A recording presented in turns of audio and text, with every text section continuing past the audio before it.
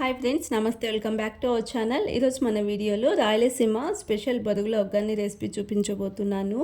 Morning బ్రేక్ఫాస్ట్కైనా evening స్నాక్స్కైనా చాలా టేస్టీగా ఉంటుంది. రెసిపీ ఎలా తయారు చేసుకోవాలో చూసేయండి. ముందుగా ఒక మిక్సింగ్ బౌల్లోకి 5-6 కప్పుల వరకు బొరుగులను తీసుకుని పక్కన పెట్టుకోండి.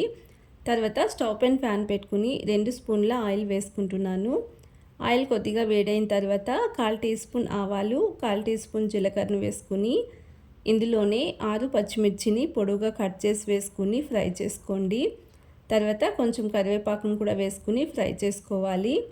ఇవి రెండు కొద్దిగా ఫ్రై అయిన తర్వాత 2 మీడియం సైజ్ ఉల్లిపాయలను పొడుగా కట్ చేసి వేసుకుని ఫ్రై చేసుకోవాలి. ఉల్లిపాయను ఎక్కువగా ఫ్రై చేసుకోకండి, ఒక 50% వరకు ఫ్రై అయితే సరిపోతుంది. తర్వాత 3 మీడియం సైజ్ టమాటోస్ని చిన్నగా కట్ చేసి వేసుకుని మిక్స్ చేసుకుంటూ టమాటో సాఫ్ట్గా అయ్యేంత వరకు ఉడికించుకోవాలి.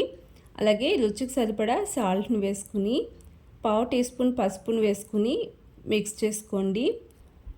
టమాటో ఉడికేలోపే మరో పక్కన బొరుగులను నానబెట్టి తీసుకోవాలి.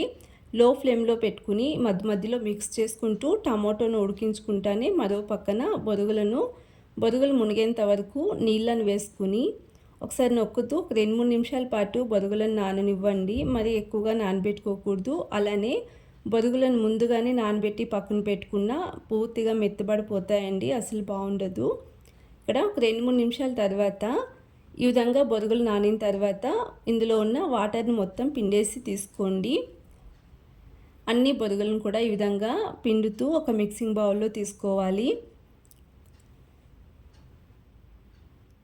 టమాటో ఉడికేలోపే ఈ విధంగా బొరుగులను నానబెట్టి పక్కన పెట్టుకోండి. ఇక్కడ టమాటో స్మూత్గా ఉడికింది కదా, ఒకసారి మిక్స్ చేసుకుని ఇందులోనే బొరుగులను వేసుకుని కలుపుకోవాలి.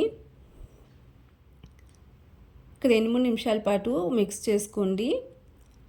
ఇలా మిక్స్ అయిన తర్వాత ఇందులోనే 2 టీ స్పూన్ల పుట్నాల పప్పు పౌడర్ వేసుకుంటున్నాను. ఈ పౌడర్ వేసుకోవడం వల్ల ఒగ్గానికి మంచి ఫ్లేవర్ వస్తుందండి. అలాగే చిన్నగా కట్ చేసుకున్న కొత్తిమీరను కూడా వేసుకుని లో ఫ్లేమ్లోనే మిక్స్ చేసుకుని స్టవ్ ఆఫ్ చేసేసుకోవాలి.